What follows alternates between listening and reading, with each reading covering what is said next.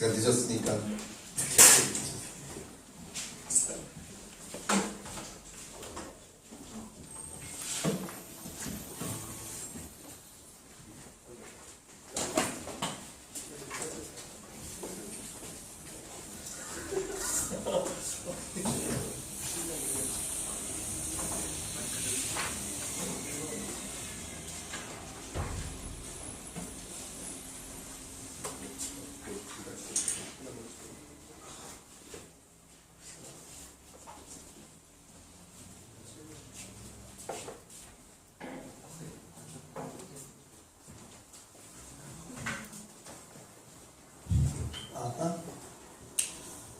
여러분 안녕하세요.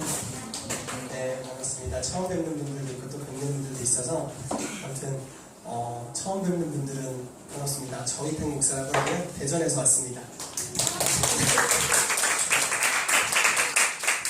네, 다시 뵙는 분들은 너무 반갑습니다.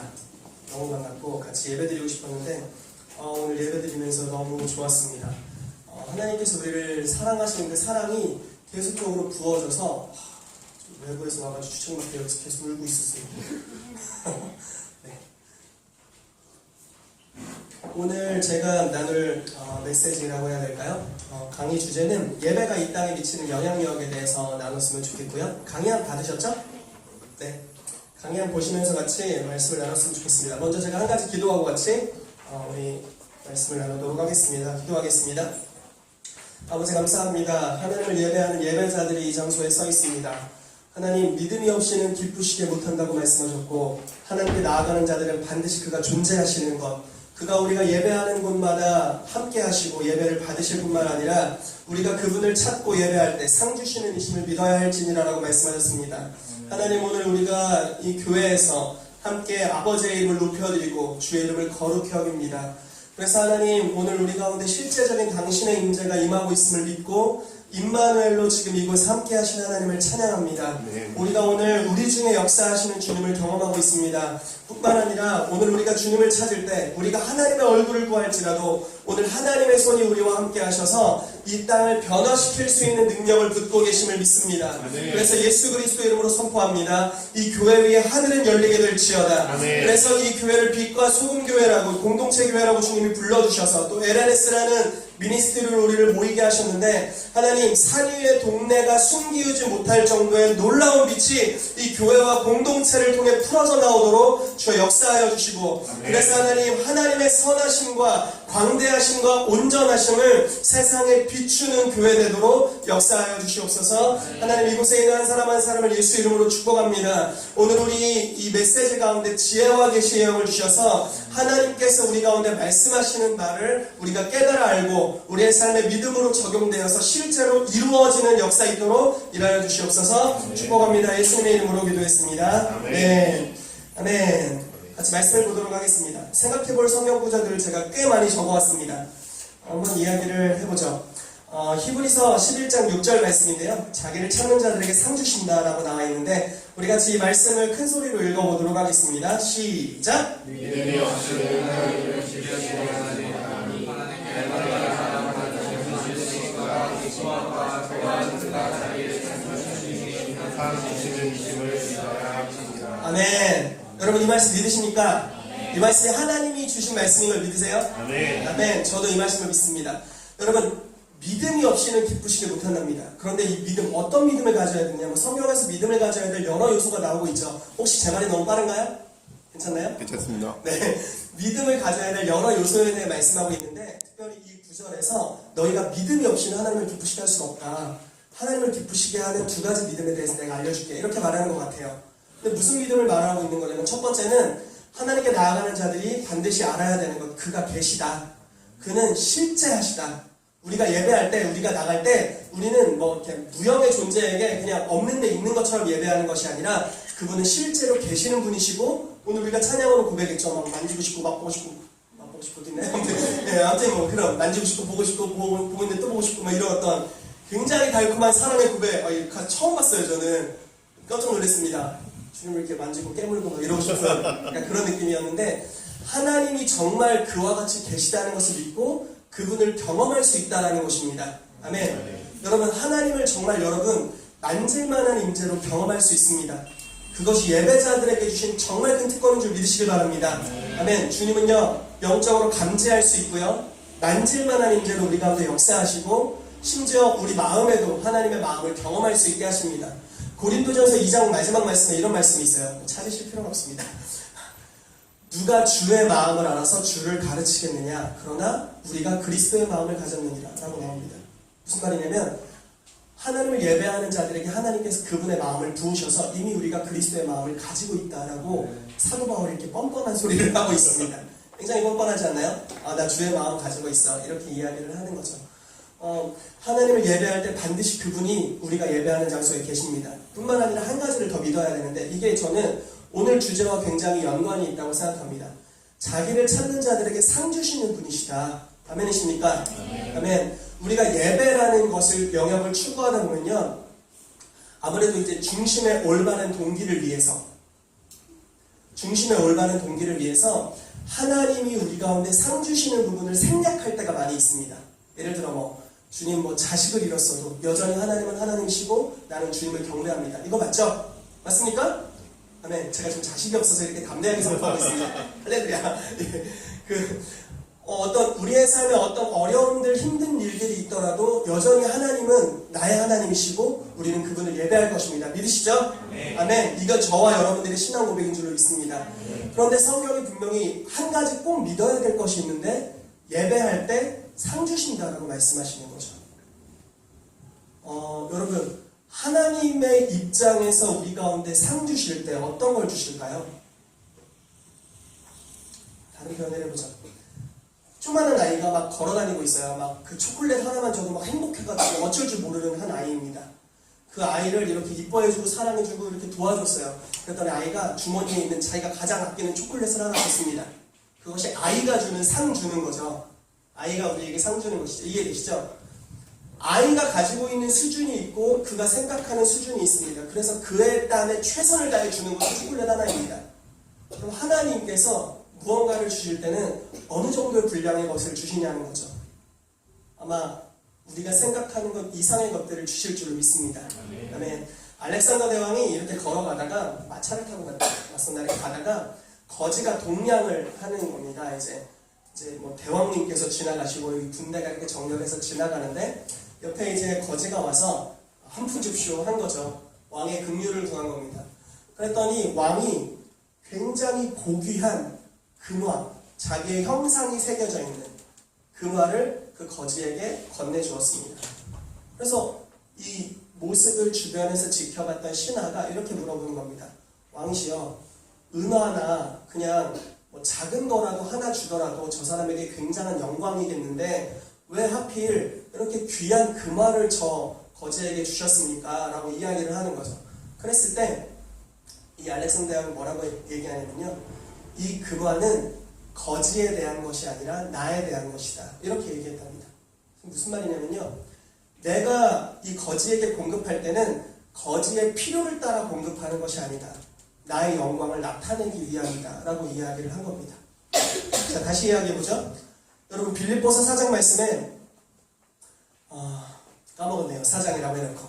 빌립보서 4장에 보면은 하나님께서 우리의 삶에 무언가를 주실 때 그리스도 예수 안에서 영광 가운데 풍성한 대로 너희 모든 쓸 것을 채우시리라. 이렇게 나와 있습니다.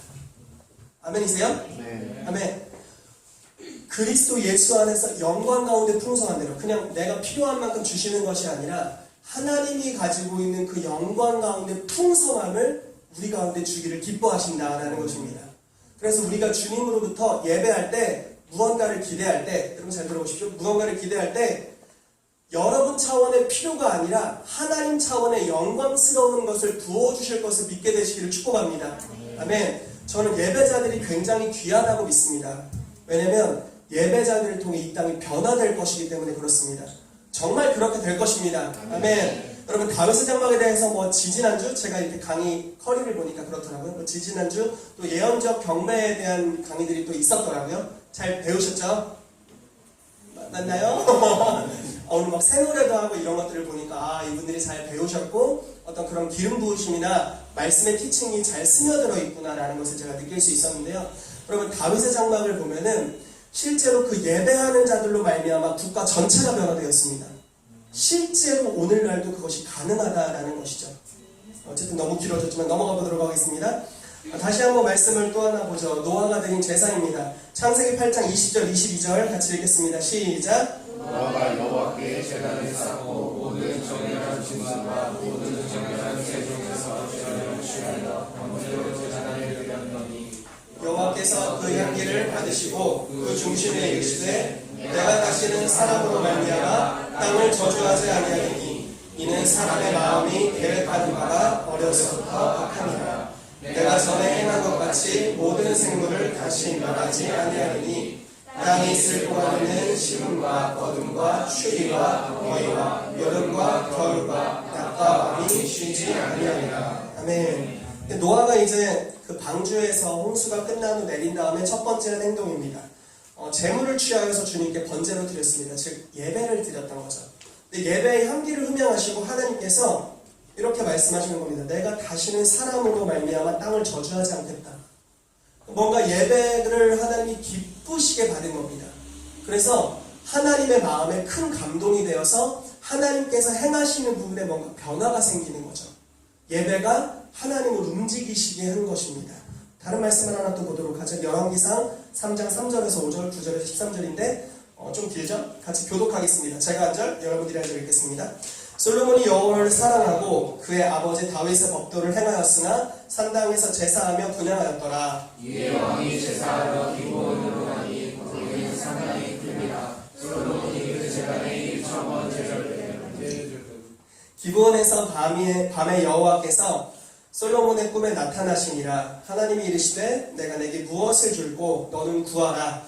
누가 주의 향하는 백성을 재판할 수 있사오리까. 그는 마음을 종에게 주사 주의 백성을 재판하여 선악을 분별하게 하옵소서. 솔로몬이 이것을 구하매 그 말씀이 주의 마음에 든지라. 이에 하나님이 그에게 이르시되 내가 이것을 구하노라. 자기를 위하여 장사하기를 구하지 아니하며 주도 구하지 아니하며 자기 원수의 생명을 멸하기도 하지 아니하며 오직 사자를 듣고 유일한 지혜를 구하였으니 내가 내 말대로 하여 내게 지혜롭고 총명한 마음을 주노니 내 앞에도 너와 같은 자가 없었거니와 내 뒤에도 너와 같은 자가 일어남이 없으리라. 내가 구하지 아니한 부귀와 영광도 내게 주노니 내 평생의 왕들 중에 너와 같은 자가 없을 것이라. 아멘. 여러분 1000번의 제사를 드렸습니다. 즉 솔로몬이 왕이 된 직후에 얼마 안 있어서 바로 이 제사를 드린 거죠. 그러니까 뭐 하루에 한 번 드렸나 이거 어떻게 드렸나 모르겠어요. 뭐 보통 제사를 하루에 3번 드렸는데 하루에 3번 드렸나 모르겠습니다. 어쨌든 한 1년 정도를 꼬박 제사만 드린 겁니다. 왕이 업무를 잘 안 보고 제사만 모든 것을 열정을 다해서 하나님을 예배했습니다. 그런데 그 예배의 결과 글쎄요. 하나님께서 예배를 기쁘시게 받으셨겠죠.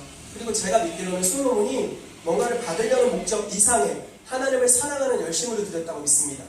그래서 예배를 열정적으로 드렸고 하나님을 사랑하기 때문에 당연히 성도에 마땅히 해야 될 도리였습니다.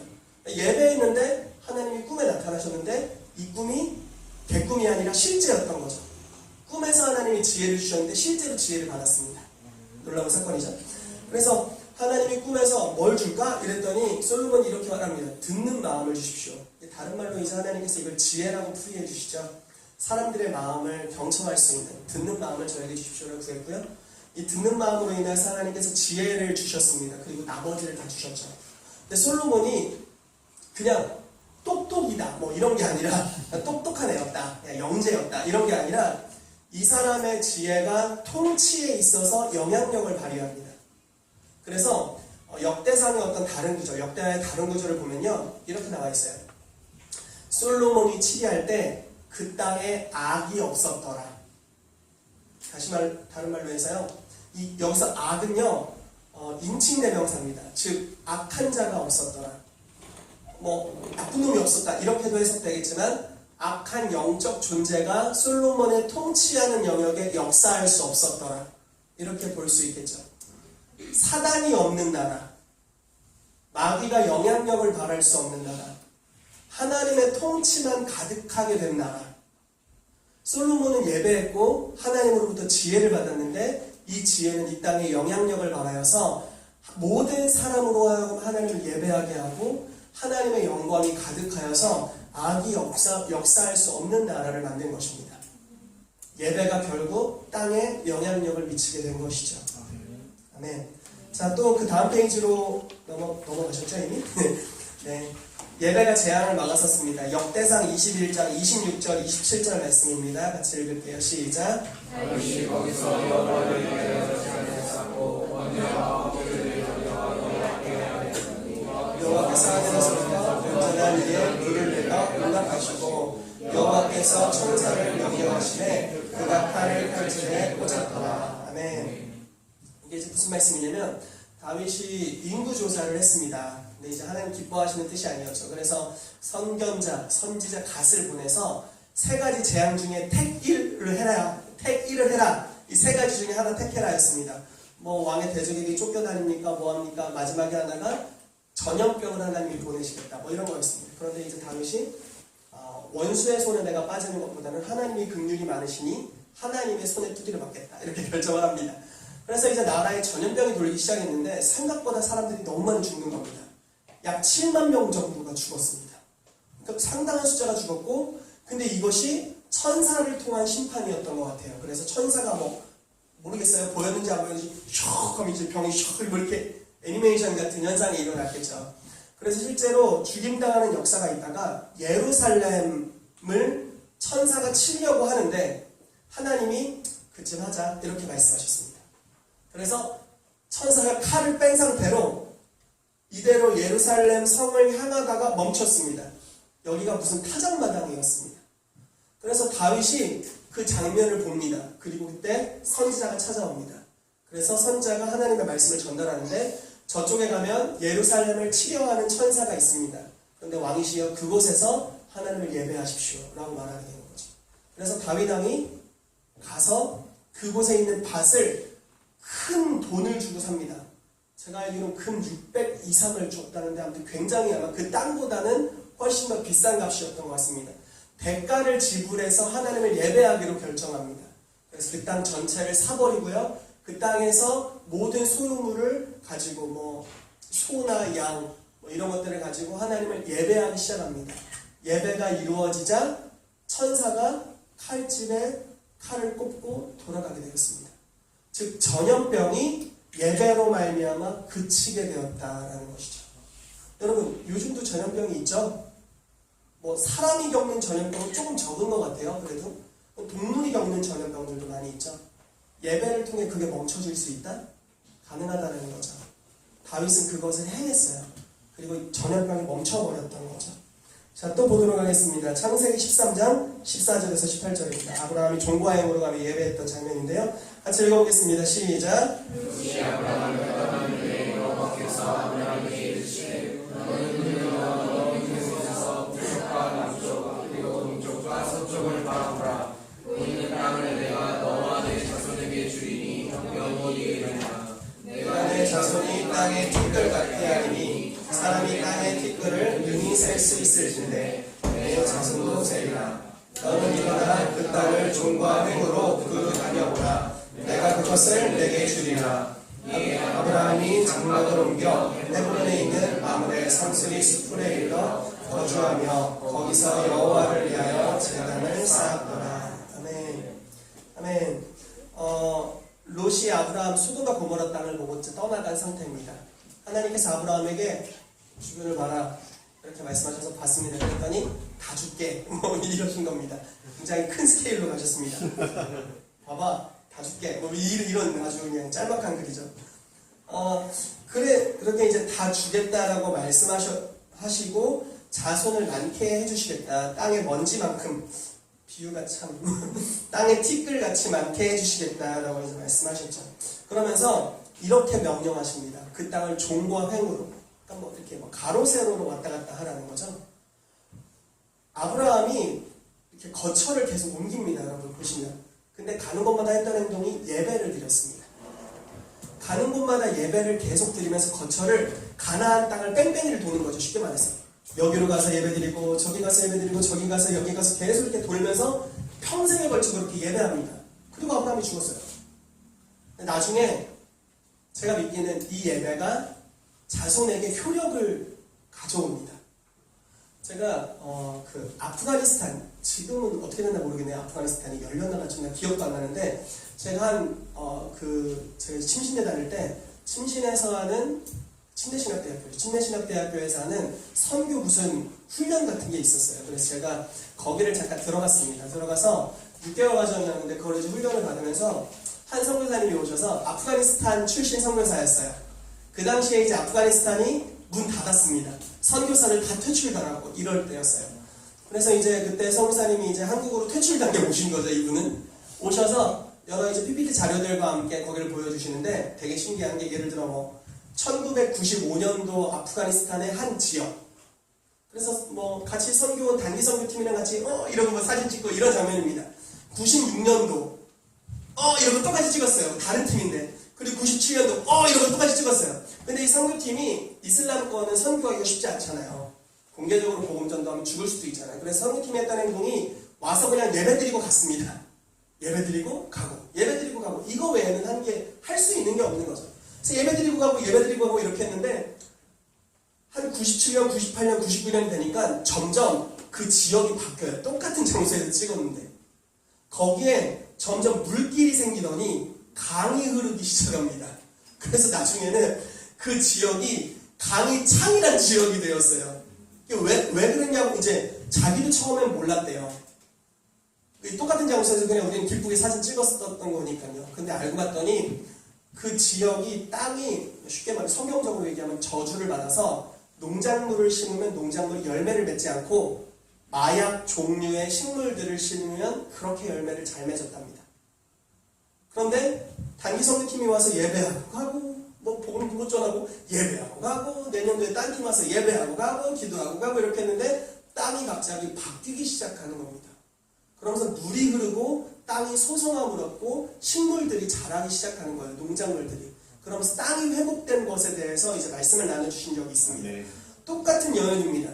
아브라함이 하나님의 약속은 받았고 아직 직접 소유하지 못하는, 약속은 있지만 그 약속의 실체가 아직 오지 않았을 때, 이해되세요?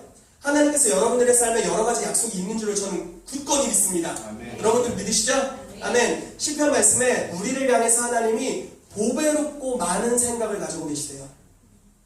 그러니까 우리한테 생각이 많으세요, 그분이. 근데 그 생각이 굉장히 좋은 예언적인 우리의 삶에 이루어질 하나님의 언약들을 갖고 계시다는 거죠. 그런데 아브라함도 동일합니다. 언약을 받았지만 언약이 아직 성취되지 않았고 심지어 자기 때에 이루어질 비전도 아니었어요. 너무 막 몇천 년 뒤에도 이루어질 비전입니다. 이것은 오늘날 우리에게까지 이어지는 땅에 티끌같이 많은 아브라함의 자손들, 우리가 그들이죠. 아멘이시죠? 그런데 이 사람이 이 언약의 성취를 위해 하나님이 시켰고 자기가 해야 했던 행동은 종과 행으로 걸어다니면서 예배하는 것이었습니다.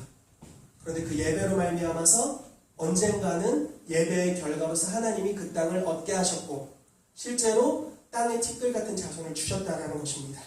아멘. 이와 같이 우리가 좀 많은 말씀들, 성경의 여러 구절들을 살펴봤는데 우리가 예배할 때 이 예배는 실제로 땅에 영향력을 발하게 됩니다. 여러분들이 밟고 있는 그 처소에서 여러분들이 예배하기 시작할 때 실제로 영향력이 있게 될 줄 믿습니다. 아멘. 우리가 다윗 시대의 언약 성취에 대해서 좀 알아보도록 하겠습니다. 사무엘상 22장 1절에서 2절 말씀인데요. 우리 같이 큰 목소리를 읽겠습니다. 시작. 그러므로 다윗이 그곳을 떠나 아둘람으로 도망하니 그에게 여호와가 아버지에게 온 집이 듣고 그리로 내려가서 그에게 이르렀고 환난당한 모든 자와 미친 모든 자와 마음이 원통한 자가 다 그에게로 모였고 그는 그들의 우두머리가 되었는데 그와 함께한 자가 400명 가량이었더라. 아멘. 아멘. 여러분, 다윗이 도망자 생활을 한 10년 이상 했던 것 같아요. 근데 이제 도망자 첫 1년 차입니다. 1년 차. 도망을 가서 굴에 숨었는데 굴에 그 당시 억울함을 당한 약 400명의 사람이 모인 겁니다. 그러니까 사회 부적응자라고 볼 수 있겠죠. 자, 어떤 사람들인지 한번 살펴보죠. 환난당한 모든 자, 빚진 모든 자, 마음이 원통한 자가 다 모여들었습니다. 그러면은 보통 우리가 이런 말 해도 되나 모르겠는데 질 좋은 성도는 아닙니다. 지금 이게 좀 괜찮은 우리 교회 오셨으면 좋을 법한 약간 성도 느낌은 아닌 거죠. 뭔가 삶의 비탄함으로 인해 술에 쪄들어서 오고 빚쟁이에게 쫓기다가 불까지 도망왔고 뭐 이런 겁니다. 지금 그런 굉장히 뭐 군대라고는 감히 말할 수도 없고 뭐 예배자라고도 말하기도 힘든 그런 상태의 400명이 다윗에게 몰려왔습니다. 그래서 재밌는 거는 한 공동체를 이루었습니다. 근데요, 다윗이 여러분 기름 부음 받기 전부터 예배자였어요. 이 사람이 예배하는 사람이었죠. 하프를 키면서 예배를 하는 사람이었는데 신기한 것은 제가 믿기는 이때부터 다윗이 예배했던 것 같아요. 근데 예전에는 혼자 예배했겠죠? 친구도 없고 맨날 멀리 가서 양만 치고 이러니까요. 혼자 예배하다가 이때부터는 공동체로 예배했던 것 같아요. 나중에 그 증거들이 좀 나옵니다. 400명이 함께 예배하기 시작합니다. 나중에 이게 600명까지 늘어나거든요. 10년간 여기로 가도 예배하고 저기로 가도 예배합니다. 왜냐면 여러분 다윗이 쓴 여러 가지 시편에 이 도망자 생활 때 썼던 시편들이 굉장히 많이 있습니다. 근데 그 예배했던 것을 다윗은 또 예배하는구나 라고 같이 따라다녔던 사람들에게 쳐다봤겠는가 아니면 함께 예배를 했겠는가 라는 거죠. 저는 함께 예배했다고 믿어요. 한 공동체가 되었고 한 공동체가 하나님을 예배하면서 10여 년의 여정을 걷습니다. 때로는 일로 도망가서 거기서 예배하고 때로는 절로 도망가서 여기서 예배하고 저기서 저기서 계속 예배하는 겁니다. 예배하고 예배하고 예배하고 예배하는데 이들에게 뭔가가 바뀌기 시작합니다. 뭐가 바뀔까요? 한번 보도록 하자. 역대상 11장 9절에서 10절 말씀 한번 같이 읽을까요? 역대상 11장 9절에서 10절 말씀입니다. 같이 읽을게요. 시작. 만군의 여호와께서 함께 계시니 다윗이 점점 강성하여 가니라. 다윗에게 있는 용사의 우두머리는 이러하니라. 이 사람들은 온 이스라엘과 더불어 다윗을 힘껏 도와 나라를 얻게 하고 그를 세워 왕으로 삼았으니 이는 여호와께서 이스라엘에 대하여 이르신 말씀대로 함이라. 자, 여기 이제 용사의 우두머리들이 나오고 여러분 이 성경 구절을 실제로 찾아보면 9절로부터 해서 쭉 30명의 용사들이 나오고요. 엄청 잘 싸우는 세 용사가 나옵니다. 뭐 예를 들어 창 하나를 가지고 호 했더니 600명이 죽었다. 뭐 이런 이제 구절들이 두 번이나 나옵니다. 그리고 막대기 하나를 창 하나를 가지고 사자를 죽인 사건. 그리고 막대기 하나를 가지고 골리앗 동생의 창을 빼앗아서 그 창으로 골리앗 동생을 죽인 사건. 뭐 용사들이 나옵니다. 용사들. 이런 용사들이 나오는데요. 굉장한 사람들이 지금 이게 좀 실화일까? 거의 뭐 삼국지의 유비관우 장비 같은 약간 느낌이 다소 듭니다. 삼국지 읽어보셨어요? 네, 관우가 화엄이라는 장군을 죽이기 전에 술이 하나 있었습니다. 술을 딱 마시려고 하는데 술이 따뜻했습니다. 그런데 거기 이제 모여있는 사람들에게 내가 이 술을 화엄의 목을 가지고 와서 먹겠습니다 하고 얼른 달려가서 목을 딱 빼고 술을 딱 마셨다는 그런 설화 같은 그런 이야기가 있잖아요. 지금 이게 창으로 단번에 600명을 죽인 용사, 그런 용사가 여럿이었고 그런 용사가 30명이 있었다. 그래서 다윗과 함께했던 다윗의 도망자 생활을 함께했던 용사들이었다라는 거죠. 그런데 이 사람들이 좀 성경이 관점이 애매해요. 사무엘상 22장 1절 2절에는요 이 사람들을 빚진 자 환난당한 자로 표현하고 있어요. 근데 10년 정도가 지났어요. 그래서 역대상 11장 9절 10절에서는 이 사람은 용사로 되어 있어요. 충성된 사람들, 용사들, 그리고 이스라엘을 세운 사람들. 나중에는요 이 사람들이 어떤 일을 하냐면 이방 나라를 다 칩니다. 다 종으로 삼아버려요. 그래서 아브라함에게 하나님께서 약속하셨던 내가 단에서부터 부에서까지 이 땅이 있는데 여기를 다 너희의 지경으로 줄게 라고 말씀하신 땅을요 유일하게 차지했던 왕이 다윗과 솔로몬이에요. 근데 다윗의 용사들이 그걸 다 차지했어요. 솔로몬은 유지했죠. 다윗이 그걸 차지했는데 다윗이 했느냐? 다윗의 용사들이 그걸 감당했습니다. 그래서 이 사람들이 가서 싸우면 다 이기는 거예요. 근데 원래 어떤 출신이었다? 빚쟁이 출신이었다. 환난당한 자 출신이었다는 거예요. 마음이 원통한 자 출신이었던 거예요. 그러니까 뭔가 기능적으로 뛰어나지 않고 뭔가 연약한 사람들이었는데 10년간 다윗과 함께 지내면서 하나님을 예배합니다. 그리고 그 여정을 함께 걸어요. 여러분 다윗에게 어떤 은사가 있었죠? 뭐 물론 하프를 타고 예배하는 예배자면서 예배 인도자였죠. 또 하나 다윗은 골리앗을 때려 죽이는 용사였죠. 아멘이시죠? 제 생각에는요, 다윗을 리더십으로 해서 다윗과 함께 공동체가 되었습니다. 여기서 다윗이 우두머리라고 말하고 있죠. 공동체로 함께 예배드리고 하는데 하나님께서 다윗만을 기름 부으셔서 세우시는 것이 아니라 공동체 전체 위에 기름 붓고 능력을 붓기 시작하십니다. 다윗에게 임해 있었던 예배의 기름 부으심이 모든 군대 장관들, 뭐 그 당시 원통한 자들이죠. 그 사람들 용사들에게 흘러가기 시작하고요. 다윗이 싸움 잘하는 자였죠. 이스라엘의 싸움 잘하는 자라고 나중에 자기를 소개합니다. 그런 싸움 잘하는 사람이 그냥 자연적인 재능 이상으로 하나님이 주시는, 다윗이 이렇게 말합니다. 주께서 내게 띠띠우셔서 내가 대적을 밟았다 라고 나옵니다. 그러니까 주의 능력으로 이 사람이 전쟁했던 겁니다. 그런데 그 기름 부으심과 그 능력이 실제로 다윗과 함께 있었던 원통한 자들에게 임하기 시작했다는 겁니다. 여러분, 이게 성경에서 계속 반복됩니다. 예를 들어 보십시오. 예수님이 12제자를 뽑으셨죠. 맞죠? 12제자가 원래 그렇게 대단한 사람이 아닙니다. 베드로가 처음에 이제 콜링 받았을 때 이런 장면입니다. 예수님께서 베드로에게 저 깊은 데 가서 그물 던져라 그랬더니 말씀을 일제하여 가겠습니다 하고 그물을 딱 던졌더니 너무 많이 잡혀가지고 놀라서 주님이 내 죄를 다 알겠다고 생각해서 나는 죄인입니다, 나를 떠나십시오 이렇게 했더니 이게 이제 베드로의 첫 출발이었습니다. 그런데 이 베드로가 3년 또 채 되기 전에 누가복음 9장 10장에 보면요, 예수님께서 베드로를 보내시는데 또 여러 제자들 12제자와 70인의 제자를 보내시는데 예수님이 했던 일을 똑같이 하고 있습니다.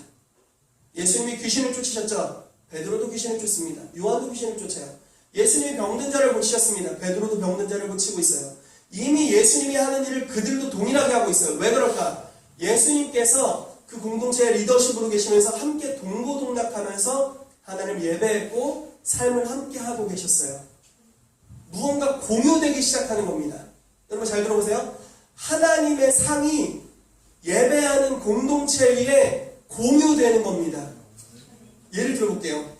예를 들어서 우리 정세진 목사님이 갑자기 사업의 아이템이 빡 생기셔가지고 목회는 그대로 하고 계신데 갑자기 어마어마한 부자가 되셨어요. 아멘. 할렐루야. 여러분 기뻐해 주세요. 너무 기쁜 일이잖아요. 그럼 예를 들어서 배 아파. 목사님만 부자야. 대박. 나는 취업 어떡하지? 예를 들어 뭐 이런 생각이 들 수 있잖아요. 그런데 그게 아니에요. 만약에 목사님이 하나님의 은총으로 아이디어를 가지고 하나님의 지혜를 가지고 사업에 성공했고 그것들이 이제 하나님께 영광 돌리게 되었다면요, 저분에게 있는 은사와 기름 부으심은 조만간 여러분들의 것이 될 거예요. 무슨 말이냐면요, 그냥 정세진 목사님 사업해서 버는 돈 다 저희한테 나눠주시고 다시 무일푼으로 돌아가시죠, 이렇게 해서 하는 게 아니라, 이게 아니라 저분에게 있는 하나님이 주신 능력이 여러분들 모두의 것이 될 겁니다. 아멘. 또 다른 이야기를 해보죠. 만약에 여기 우리 형제님이 굉장히 유명한 막 대박 뮤지션이 되셨어요. 이렇게 되셨어요. 그러면은 그 기름 부으심이 우리 모두에게로 흐르는 거예요. 이분 것만이 아니에요. 이게 성경에 나와 있는 이야기입니다.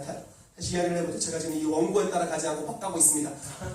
고린도전서 2장 3장에 보면 이런 말씀이 있어요. 그 당시에 고린도 교회에 분파가 많았잖아요. 파당이 많았어요. 뭐 나는 베드로파, 나는 뭐 바울파, 나는 예수님파가 제일 좋아 보이지만 어쨌든 파를 막 아볼로파 이렇게 나눴습니다. 그런데 바울이 이렇게 이야기를 하는 거예요. 파를 나누지 마. 왜냐하면 니네가 파의 우두머리라고 생각하는 나 바울과 베드로와 아볼로와 이 모든 사람들, 그냥 이 사람만 너네 우두머리가 아니라 우리의 것은 다 너희의 것이야 라고 말을 해주는 거예요. 바울에게 있었던 은사와 기름 부으심과 능력들, 하나님의 은총들, 베드로에게 있었던 것들, 아볼로의 그 말 잘하는 것들, 이런 모든 것들이 다 너네 거야. 그리고 너희는 그리스도의 것이야. 그리고 그리스도는 하나님의 것이야. 이렇게 이야기를 하는 겁니다. 여러분, 우리 안에 있는 모든 것들이 공동체로 우리가 머물기 시작하면 공유됩니다. 실제로 보이는 영역에서도 공유되지만 보이지 않는 영적인 능력들이 공유되기 시작하는 거예요. 재미난 사건이 저희 교회에 한 번 있어서 이걸 좀 말씀드리고 넘어가겠습니다. 저희 교회에 전우사님 한 분을 제가 고용을 했습니다. 근데 그분이 아 그때 같이 했는데 키보드 친 뚱뚱한 좀 높여주세요. 네, 네. 키보드 치시는 약간 귀엽게 생기고 약간의 덩치가 있는 그런 형제님인데 이제 저희 교회 전도사님으로 제가 이제 같이 사역을 하려고 콜링을 해서 올해 3월부터 같이 사역을 하고 있습니다. 근데 이제 그 전도사님에게 저희 교회 이제 형제 한 명이 이제 일을 하고 있는 형제인데요. 플로잉 이제 재정을 후원하라는 감동을 주신 거예요. 그런데 지금 수중에 돈이 없었고 통장에 있는데 뽑아서 주기가 귀찮더랍니다. 그래가지고 근데 그때 받았던 감동이 약 한 5만 원 정도 이제 이렇게 주라는 감동이었는데 귀찮더래요. 그래서 주머니에 10,000원이 있길래 10,000원을 줬대요. 그냥 그리고서 넘어갔어요. 근데 이 형제님이 어디서 받아야 될 제가 그 당시 듣기로 7천만 원 정도의 재정이 들어와야 되는데 들어오질 않고 있어요. 되게 부자인 것 같죠? 근데 이제 들어오질 않고 있는데 하루는 그 아까 말했던 그 등치가 좀 크신 우리 전사님이 설교를 제가 이제 시켰어요. 훈련을 시킬 겸 해서 설교를 하는데 설교 주제가 재정에 관한 설교였어요. 믿음으로 심어라 뭐 이런 거였습니다.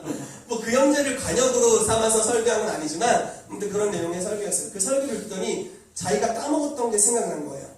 그래서 그날 통장에서 돈을 바로 뽑아가지고 그 전우사님을 불러서 치킨을 사주면서 내가 이거를 예전에 너한테 흘려보내줬어야 되는데 너무 늦었다 하고서 이거를 흘려보내줬습니다. 그리고 나서 흘려보내주고 나서 그 다음날이 되는데 어머니한테 연락이 온 거예요. 무슨 이야기냐면 어디서 전세금이 들어와야 되는 이제 집이 비어 있어서 전세금을 주인으로부터 받아야 되는데 그게 빨리 나갈 전세가 아닌 거였어요. 그래서 뭐 몇 개월 몇 년이 걸릴지 모르는 약간 이런 거였는데 그날 재정을 플로잉 하자마자 어머니한테 주인이 연락이 와가지고 돈 붙였다고 이렇게 바로 연락이 온 겁니다. 7천의 재정이 들어온 거예요. 7만 원을 심었대요. 이 형제가 7만 원을 심었는데 7천의 재정이 들어온 겁니다. 그래서 와 축하할 만한 일이다 하고 그냥 있었어요. 이거 그냥 그 형제에게 놀라운 은총이고 이 플로잉 받는 형제에게 놀라운 은총이 이러고 있었는데 제가 이제 저희 왕사역에서 이제 세미나를 했는데 세미나 첫 시간에 왠지 헌금을 왕의 사역이 할 게 아니라 서로에게 하게 하고 싶은 거예요. 너무 그런 마음 감동이 드는 거예요. 그래서 서로 모르는 사람도 많이 있었거든요. 그래서 제가 이렇게 요청했어요. 여러분 들어가셔서 다 헌금 봉투 가지고 오십시오. 그리고 서로의 얼굴을 보시고 누구에게 헌금해야 될지 하나의 음성을 들으시든지 그냥 주고 싶은 사람 주십시오. 이렇게 얘기를 했어요. 그리고 나서 자 헌금하겠습니다. 와 하면서 다 막 서로 가면서 막 이렇게 흘려보내는 거예요. 원래는 이제 그 재정 헌금을 이제 주님께 드리고 여기서 축복하고 필요에 써야 되는데 저에게 그런 감동을 주셔서 그렇게 했어요. 근데 어떤 일이 일어났냐면 그렇게 헌금을 이렇게 서로에게 하고 나서 저희 교회 성도가 아닌 분이 얼마 안 있어서 700을 헌금하셨어요. 별꼴이다. 이게 무슨 일인가? 이런 생각이 든 거죠. 그러면서 이런 은총이 저희 교회 안에 계속 여러 군데에서 흐르기 시작하는 겁니다. 자, 이 원론으로 들어볼게요. 이 돈 얘기니까 귀가 쫑긋하긴 한데 원론으로 한번 들어봅시다. 무슨 말이냐면 하나님께서 공동체의 누군가에게 축복하신다면 이건 굉장한 은혜이고요. 이 사람이 은혜 받은 것도 너무 감사하지만 이 사람에게 임한 은혜는 조만간 우리 모두의 것이 될 거라는 겁니다. 왜냐하면 그 능력이 공동체라면 흐르게 되어 있습니다. 특별히 예배하는 공동체 가운데 그게 흐른다는 겁니다. 다윗이 우두머리로 있었고 400여 명이 함께 주님을 예배했는데 다윗에게 있었던 가장 좋은 것들이 그 400여 명에게 다 흘러갔습니다. 그래서 나라의 개국공신이 됐을 뿐만 아니라 다윗이 왕이 된 다음에는요 그 나라 전체가 하나님의 언약을 성취하는 데까지 나아가게 되었습니다. 놀라운 은혜죠. 여러분 또 그 다음 페이지로 가셔서요 역대상 25장 1절 말씀 같이 읽어보죠. 역대상 25장 1절 말씀입니다. 중간쯤에 있죠? 한번 같이 읽어보겠습니다. 시작!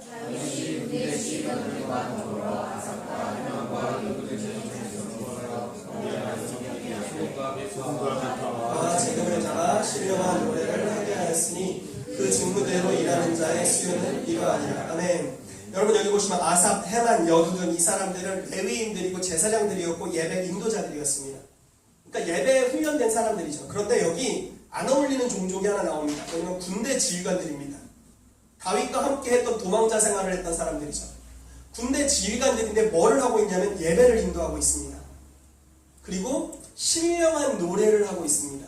즉 예언적인 찬양을 하고 있는 것이고요. 하나님이 감동 주시는 대로 즉흥적으로 하나님을 예배할 수 있는 예배 인도자들이었습니다.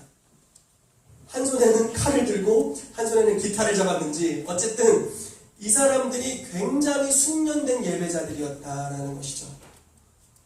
오늘 제가 여러분들 그 새 노래로 예배하는 걸 보면서 너무 좋았습니다. 우리가 새 노래로 예배하기 시작하면 처음에는 우리 마음에 하나님을 노래하고 싶은 노래들로 우리가 얘기를 하고 찬양을 하다가 나중에는요, 이 마음에서부터 하나님이 우리를 축복하길 원하는 하나님의 언어들이 흘러나오기 시작할 겁니다. 그게 즉 예언이고 하나님이 우리의 삶에 주시는 비전과 약속들이죠. 시편의 대부분이 그와 같이 기록되어 있습니다. 이스라엘을 향한 하나님의 언약이 이 시편의 아삽과 헤만과 여두둔과 이런 사람들이 예언적으로 하나님을 노래하기 시작하면서 하나님이 이스라엘을 향해 이루길 원하시는 것들을 막 예언적으로 풀어냈습니다. 그래서 그게 시편에 적혀 있습니다. 그런데 칼을 찬 용사들이 그 예언한 걸 실제로 성취하는 능력을 받습니다. 자 보세요. 예배자들은 예배합니다. 그래서 하늘을 엽니다. 그리고 하나님의 영이 임하시게 합니다. 나라 전체 위에 하나님의 영이 임합니다. 그리고 특별히 이 하나님의 뜻을 성취하는 목적을 가진 사람들에게 능력을 부으십니다. 용사들에게 그 능력이 임한 거죠. 그리고 그들이 가서 전쟁할 때 다 이깁니다. 단 한 번의 패배도 없이 다 승리하게 되는 겁니다. 우리가 다윗의 장막을 생각할 때 다윗의 장막의 예배라는 측면과 또 그러니까 다윗의 장막의 레위인이라는 측면을 잘 봐야 됩니다. 어떻게 예배했는지, 어떻게 예배팀을 갖춰서 찬양의 제사를 드렸는지 이 부분을 잘 봐야 됩니다. 그런데 또 하나 봐야 될 것은 다윗과 함께 했었던 언약을 성취했던 용사 그룹입니다. 이 용사 그룹은 예배를 통해 임한 하나님의 능력을 직접적으로 받았습니다. 그리고 이 직접적인 능력은 하나님의 뜻을 성취하는 대로 갑니다. 땅을 다 차지해 버렸어요. 예를 들어 봅시다. 여러분들이 예배하기 시작할 때 예배할 때 하나님이 상 주시죠. 그러면 여러분들의 삶에 천국의 하나님의 약속이 기록되어 있을 줄 믿습니다. 아멘. 여러분들에게 하나님 이미 주신 비전도 있고 어떤 것들은 나중에 주려고 좀 아껴두는 것도 있겠죠? 그런 것도 있을 거예요. 이미 주신 것도 있고 나중에 주려고 아껴둔 것도 있고 작은 일에 충성될 때 더 큰 걸 맡기려고 약간 남겨놓은 것도 있을 겁니다. 그런데 우리가 하나님을 예배하기 시작하면 하나님이 주신 비전을 이룰 수 있는 능력이 임합니다.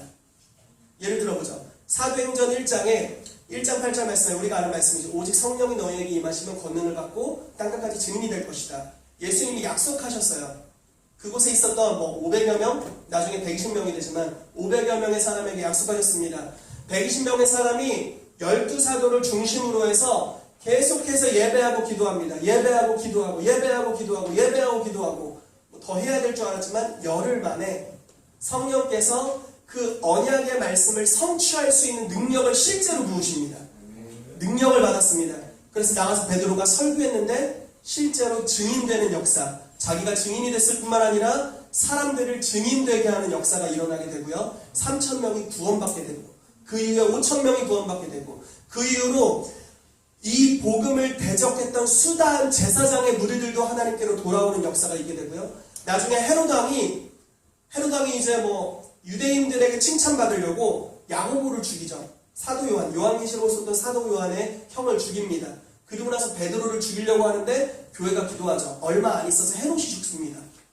벌레 하나로 인해서요. 충이 먹어 죽으니라 이런 구절들이 있죠. 그러면서 하나님의 복음이 막 기하급수적으로 열방으로 뻗어나가기 시작하는 겁니다. 지금 무슨 말이냐면 우리를 향한 하나님의 언약이 있습니다. 그리고 우리가 주님을 예배하게 됩니다. 그러면 그 예배 때마다 예배 전과 후 우리의 삶이 달라진다는 겁니다. 어떻게 달라지냐면 하나님이 주신 뜻을 이룰 수 있는 능력이 풀어진다는 것입니다. 저희 교회 근래에 두 가지 사건이 있었는데 하나는 이 친구가 주 예수를 믿으라 그리하면 너와 내 집이 구원을 받으리라 라는 말씀이 자기 가정에게 준 레마의 말씀이라고 믿었습니다. 그러니까 아버지는 시험 받아서 시험 들어가고 교회 안 다니시고 이제 교회에 있는 장로님이랑 사업했다가 그 장로님이 땡땡 사기를 치셔가지고 이런 사건으로 이제 안 다니시고 어머니는 교회 다니고 계시고 친가 외가 다 교회 안 다니는 가정이었습니다. 저희 교회에서 이제 치유사역 어떻게 병을 고치는지에 대한 실습을 했습니다. 뭐 때로는 낫을 때가 있고 때로는 안 낫을 때가 있는데 그냥 믿음으로 막 지르는 거죠. 그런데 뭐 병든 자에게 손을 얹으면 낫으라고 했으니까 뭐 낫는 건 주님 책임이고 나는 손 얹는 게 내 책임이잖아요. 그래서 손 얹는 방법을 가르쳤습니다. 이렇게 얹을지 이렇게 얹을지 이런 걸 열심히 가르쳤습니다. 성경적인 근거와 함께. 그리고서 그 친구가 설날이 되어서 이제 자기네 집에 갔어요. 그래서 어머니가 아프다고 해서 어머니한테 손을 얹었습니다. 어머니가 나섰어요. 그래서 어머니가 너무 신기해가지고 어머니 친구를 불러왔습니다. 팔이 좀 안 들어가는 친구. 그래서 기도해드렸어요. 그랬더니 팔이 좀 더 돌아가는 거예요. 또 기도해드렸어요. 그랬더니 완전히 나서서 룰루랄라 하면서 자기 머리를 자기 손으로 묶고 갔답니다. 이게 안 됐던 거예요. 이게 묶고 갔대요. 그리고 나서 이게 여기서 끝날 줄 알았는데 이제 지금 포항 사는 친구인데 지금 대전에 있습니다. 포항 사는 친구인데 포항에서 이제 친가에 가가 속초를 간 거예요. 속초에 가가지고 친가에 갔더니 자기 삼촌이 작은 아빠가 허리가 너무 아파가지고 막 이렇게 걷고 있더랍니다. 그래가지고 기도해드렸어요. 낫을 걸 기도해드렸는데 안 낫는 거예요. 그래서 안 낫네? 에이씨 이러면 이렇게 말았대요. 다음 날이 됐는데 멀쩡하게 걷고 계시고 자기도 멀쩡하게 걷고 있어 놀래고 얘도 놀래고 이러면서 너무 놀란 거예요.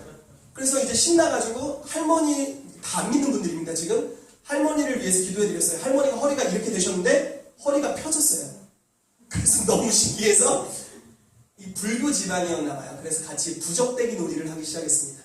집안에 부적을 다 제거하고 복음을 전하고 다 예수님을 믿게 됐어요. 이 친가가. 그리고 외가로 건너갔습니다. 외가로 건너가서 친척들을 기도해주면서 막 치유가 계속적으로 일어나고 이러면서 외가 전체가 또 예수님을 영접했어요.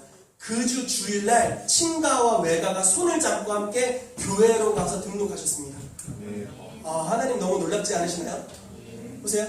예배했어요. 그리고 하나님의 언약의 말씀이 있었어요. 예배를 드리니까 실제로 언약을 이룰 이 친구에게는 병고침의 능력으로 임했죠. 우리에게는 다른 영역으로 올 수도 있어요. 실제로 그 능력이 온 겁니다. 그래서 그러면 그 뒤에 거두는 자가 또 와서 그걸 또 걷어버립니다. 그 다음에 또 말씀이 선포됩니다. 그리고 또 거두어집니다. 선포되고 거두어지고 선포되고 거두어집니다. 하나님의 말씀이 즉각적으로 응답되는 역사들이 있습니다. 아멘. 여러분 한번 잘 생각을 해보십시오. 왜 하필 다윗이었을까요? 왜 다윗 때만 하나님의 언약이 완전히 성취됐을까요? 그리고 왜 다윗의 장막을 회복하라고 할까요? 이거는 놀라운 언약이에요. 여러분 예수님의 재림을 기다리시죠? 아멘. 저도 예수님의 재림을 아주 기다립니다. 만지고도 싶고 보고도 싶고 그러고 싶습니다. 예수님의 재림을 기다립니다. 그런데 예수님이 그냥 오시나요? 언약이 성취되어 오시나요? 언약이 성취되어 오십니다. 우리는 예수님을 기다리지만 예수님은 하나님의 언약들이 땅에 성취될 때를 기다리고 계신 줄로 믿습니다. 땅끝까지 복음이 전파되어야 되겠고요. 하나님이 의도하시는 것들이 이 땅에 다 이루어져야 되겠습니다. 아멘이십니까? 아멘. 적그리스도가 언제 일어나고 이런 활동을 기다리는 것이 아닙니다. 하나님은 적그리스도를 제가 일어나면 내가 확 쳐버릴 거야. 이걸 기다리는 것이 아니라 하나님은 교회와 동역하기로 결정하셨기 때문에 교회가 일어나기를 기다리신 줄 믿습니다. 교회가 주님과 함께 일어나서 다윗의 장막을 회복하고 계속적인 예배를 올려드릴 때 이제 추수하는 자들에게 씨 뿌리는 자들에게 성령의 능력이 임하기 시작할 겁니다. 그럼 영적 계절에 놀라운 변동이 일어날 거예요. 예수님이 이렇게 말씀하시죠. 사마리아 여인을 만났을 때입니다. 사마리아 여인을 만나서 예배에 대해서 가르치셨습니다. 영과 진리로 예배해야 된다. 이 산도 저 산도 예배하는 데가 아니다. 영에서 진리에서 예배해라. 이렇게 말씀하셨죠. 그리고 나서 내가 메시아다. 이렇게 말씀하시니까 이 여인이 물동이를 버려두고 사마리아 땅으로 달려가서 나에게 행한 일을 말한 사람을 와보라. 이 사람이 선지자가 아니냐라고 홍보를 막 했고 사람들이 구원받았고 예수님께로 와서 다 예수님을 믿게 되었다. 이런 사건이 있죠. 이 사건을 예수님이 추수로 보고 있습니다. 그런데 이렇게 말씀하세요. 제자들에게 너희가 넉 달이 지나야 추수 때가 오겠다라고 말하지 않느냐. 자, 4달 뒤에 추수될 거야 라고 말하지 않니? 그러나 눈을 들어 밭을 봐라. 희어져 추수하게 됐다. 자, 보세요. 신기하죠? 사도행전 1장 8절에는 분명히 사마리아는 예루살렘과 유대 그 다음에 사마리아입니다. 이해되세요? 순서가 좀 뒤에 있다고요. 구원의 순서가 좀 우리는 훨씬 뒤에 있죠. 이방인이니까. 순서가 좀 뒤에 있어요. 온 예루살렘과 온 유대가 사마리아 땅 실제로 이렇게 복음이 전파됐습니다. 그런데 이 순서가 요한복음 4장에서 뒤바뀌어 버립니다. 한 여인에게 예배에 대한 계시, 감추었던 것이 열렸습니다. 아, 우리가 하나님을 영과 진리로 예배할 때 만날 수 있고 이분이 바로 나의 메시아시구나라는 예배에 대한 놀라운 계시가 임했습니다. 그리고 이 여인이 변화되었죠. 단번에. 그리고 복음을 전했는데 이 사람들이 다 반응합니다. 그러면서 넉 달 뒤에 있을 추수, 즉 예루살렘과 온 유대 이후에 있을 사마리아의 추수가 앞당겨져서 오게 돼버리는 겁니다. 놀라운 사건입니다. 여러분, 영적 계절이 앞당겨지는 겁니다. 말을 이것저것 많이 해가지고 헷갈리실 수 있겠지만 결국 정리를 해볼게요. 우리가 영과 진리로 예배하고 다윗왕의 어떤 찬양의 대사로 주님을 예배하게 되면 이 예배에는 언약이 있습니다. 즉 하나님의 영적 계절을 앞당기는 언약입니다. 주님의 뜻을 성취하는 언약입니다. 우리가 예배할 때 하나님께서 그 언약을 성취하기 위한 능력을 예배자들에게 직접 부으실 것입니다. 그럼 예배자들은 예배할 뿐만 아니라 또 이 능력을 가지고 이 땅에 사용해서 이 땅을 하나님의 나라와 같이 바꾸는 일들을 해야 되는 줄로 믿습니다. 그러게 될 때 이 땅이 변화될 것입니다. 아멘. 우리 마지막으로 말씀 여기 한 구절 읽고 좀 기도하도록 하겠습니다. 마지막 페이지인데요. 요한복음 4장 35절 말씀입니다. 우리 같이 이 말씀을 믿음으로 선포하고 기도하겠습니다. 혹시 키보드 좀 쳐주시겠습니까? 네, 요한복음 4장 35절 말씀 같이 큰 소리로 읽겠습니다. 시작. 너희는 넉 달이 지나야 추수할 때가 이르겠다 하지 아니하느냐. 그러나 나는 너희에게 이르노니 너는 눈을 들어 밭을 보라. 이겨서 추수하게 되었구나. 네. 우리가 같이 기도하기를 원합니다. 제가 오늘 이 교회에 처음 와봤어요. 정세림 목사님을 다른 데서 많이 만나다가 오늘 교회에 처음 왔습니다. 함께 예배 드리는데 진짜 이거 그냥 멘트 아니고요. 정말 하나님의 임재가 너무 놀랍게 임하는 것을 느꼈습니다. 너무 행복했습니다. 정말 주님이 너무 사랑하시는구나. 예배하는 사람들을 너무 사랑하시고 예배하는 공동체를 정말 귀히 여기신다는 것을 제 마음에 굉장히 깊이 있게 경험하는. 우리의 경건, 우리의 육적 재능이 중요하지 않습니다. 예배하면 신적인 능력이 부어집니다. 세상이 줄 수 없는 차원에 왕만이 줄 수 있는 영광스러운 그리스도만이 주실 수 있는 것들, 그러한 자원들로 우리를 채우실 것입니다. 우리가 그래서 이 시간 좀 주님을 기대했으면 좋겠습니다. 오늘 예배하는 우리들 가운데 하나님께서 주기를 기뻐하시는 것들이 있는 줄로 믿고 우리가 오늘 그것들을 받는 시간이 되었으면 좋겠습니다. 하나님, 이 시간 성령님을 환영합니다. 하나님의 깊은 것들을 통달하시고 또 예수 그리스도의 영광으로 이 땅에 오신 주님, 이곳에 예배하는 자들, 예배자들이 있습니다. 주님 이 시간 오셔서 우리 한 사람 한 사람 가운데 하나님의 그 사랑하는, 마음 아프기까지 사랑하는 한 사람 한 사람 위에 이 땅을 변화시킬 만한 놀라운 능력과 은총들로 지금 부어주시옵소서. 다윗이 공동체와 함께 하나님을 예배하는 예배자들로 나아갔을 때 그 공동체 위에 큰 용사가 되는 능력과 기름 부으심이 풀어졌습니다. 그리고 그때 받았던 능력들이 지속적으로 성장했을 뿐만 아니라 이제 그 이후에 이스라엘을 다윗에게로 돌리고 온 땅을 이스라엘 되게 하는 데 있어서 개국 공신들이 되었습니다. 하나님, 이곳에 있는 하나님의 사람들 한 사람 한 사람이 있습니다. 어떤 이들은 많은 재능이 있고 또 어떤 이들은 그렇지 못할 수도 있습니다. 그렇지만 우리가 예배할 때 이곳에 있는 한 사람 한 사람에게 주님께서 이 땅을 변화시킬 수 있는 능력을 부어주실 것이고, 이것은 우리의 예배를 통해 나타난 그 임재뿐만 아니라 실제로 우리의 몸 위에 성령의 능력이 풀어지게 됨으로 말미암아서 하나님이 우리의 삶에 언약하신 모든 것들을 다 지어 성취하는 데까지 나아갈 줄로 믿습니다. 아멘. 주님, 그래서 이 시간 기도합니다. 우리 가운데 성령의 능력을 부어주시옵소서. 아멘. 주님의 임재를 풀어놓아 주시옵소서. 아멘. 예, 성령님 환영합니다. 이 시간 우리 가운데 주의 능력을 부어주시옵소서. 예, 주님 환영합니다. 우리가 이 시간 기도하며 나아갑시다. 주님, 우리 가운데 오늘 하나님의 놀라운 선물들로 채워주시옵소서라고 우리 주님께 간구하며 기도하도록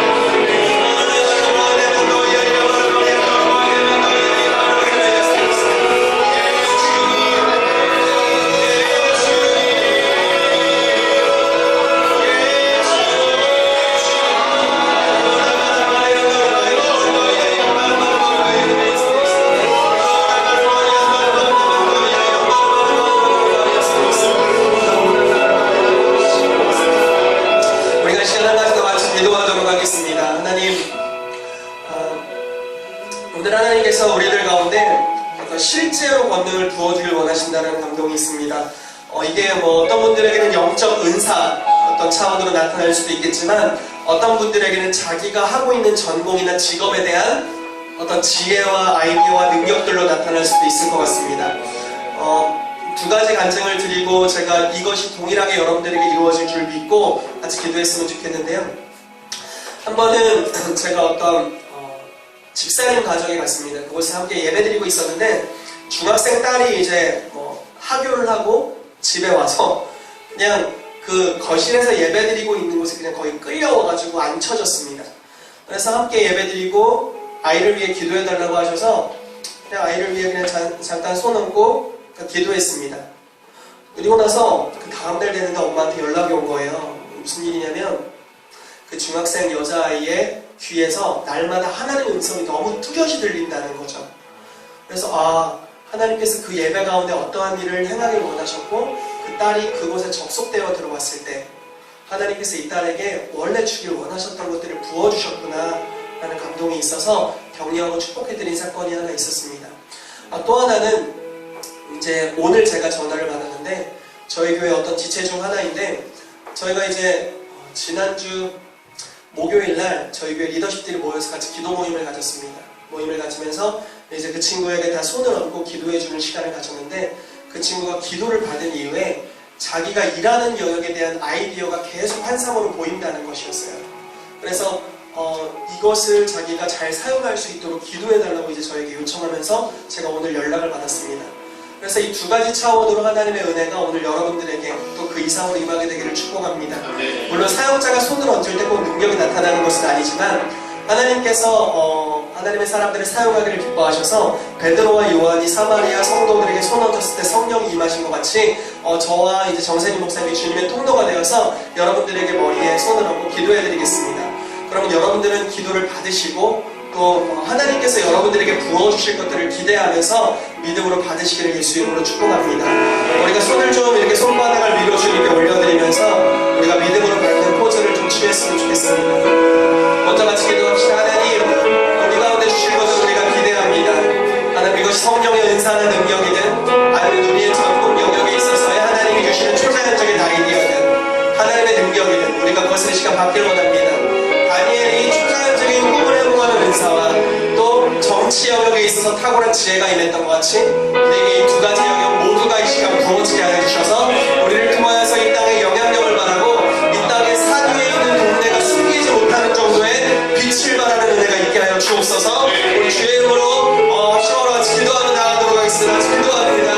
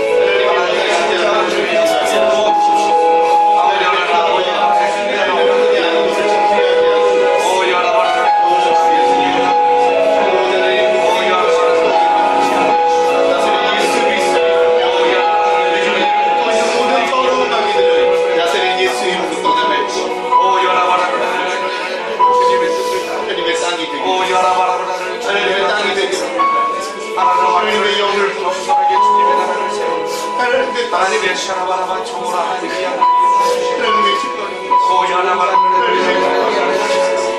더욱 하나님의 샤라바라 주님의 명철이 임하소서 하나님의 계시가 임하소서 이 아들이 어떻게 살아야 될지를 분명히 보여주시오 하나님의 고야라바라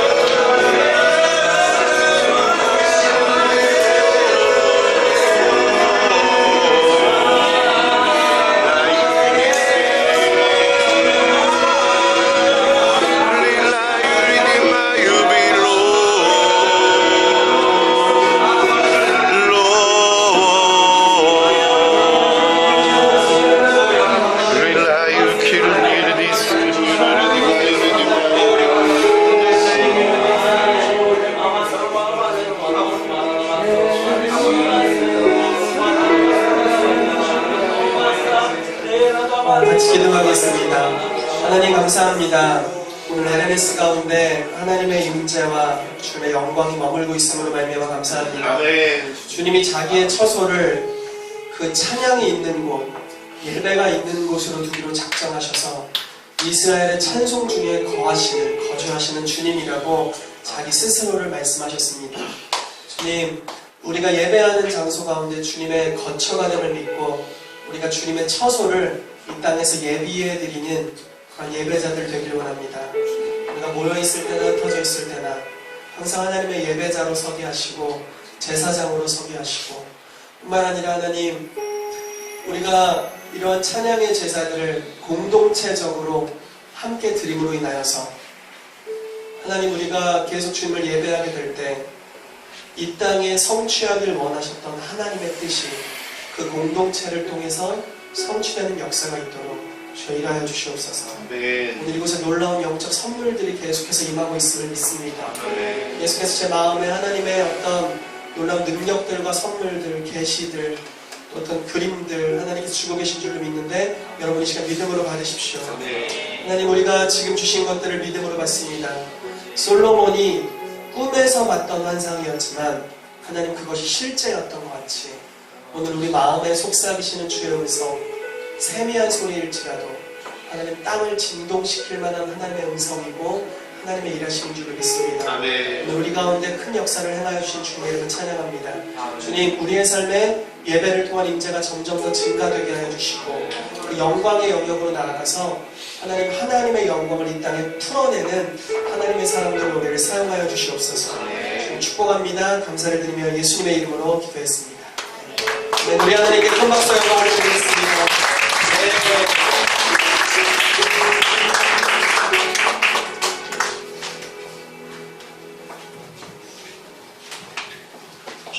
예, 감사합니다.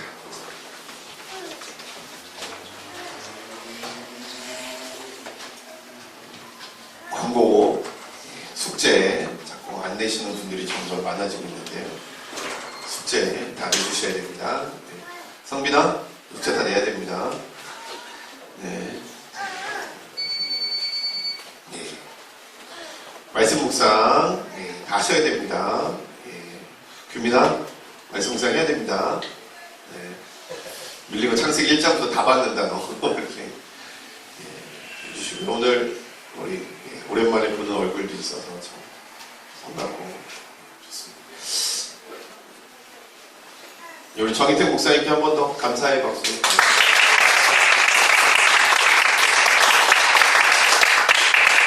시간이 조금 더 여유로웠으면 참 좋았겠다는 생각이 듭니다. 대전에서 올라오셨어요. 대전에서. 오늘 차 엄청 막히더라고요. 오늘 차 엄청 막히더라고요. 열리더라고요. 깜짝 놀랐어요. 천천히 가셔야 되겠어요. 예, 우리 10시 10분까지 주별 모임 하고요. 목사님 많이 안 바쁘시고 오늘 천천히 가시면. 아, 그래요? 아, 같이 오시지. 부끄러움이 많아가지고. 아, 그러시구나. 빨리 가셔야 되겠네. 천천히 빨리 가셔야 되겠네. 천천히 빨리 가겠습니다. 예, 그러시구나. 아이고. 예, 그러면 우리 흩어져서 하고요. 조별 모임하고 숙제랑 큐티 다시 한번 부탁드립니다. 우리 정희택 목사님 계속 저희랑 같이 사역하고 계시는데 되게 젊어 보이시죠, 여러분? 30대 초반? 예, 중반이신데 배울 게 많은 좋은 목사님이십니다. 예, 계속해서 워크샵 통해서 좀 교제하고 하면 좋을 것 같습니다. 네, 처음 모여하도록 하겠습니다.